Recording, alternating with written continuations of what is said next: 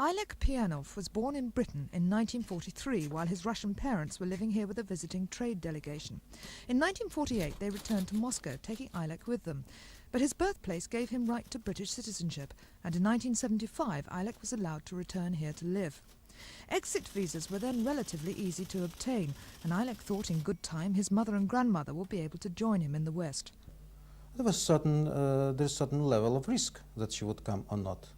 Certain level, but I didn't think so that there would be major obstacles. But 9 years on, in a colder political climate, there are major obstacles. Pianov first asked for an exit visa for his family 2 years ago when his mother became ill with Parkinson's disease. His parents are divorced and his mother is dependent for daily nursing on his 86-year-old grandmother, herself a victim of heart and kidney complaints.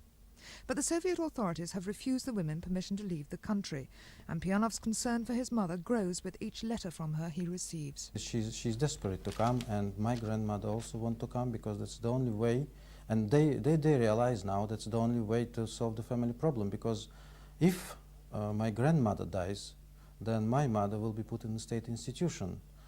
Despite of the fact that my mother is very ill, but she is mentally alert. And that place, which I just mentioned, state institution, will not suit her, because that place is for mentally disabled people.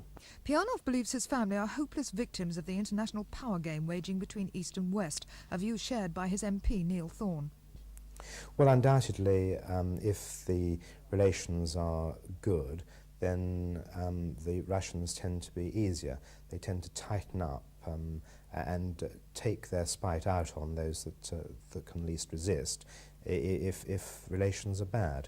Mr Thorne now plans to ask the government to take up Pianov's case. Rita Carter in Ilford for Thames News.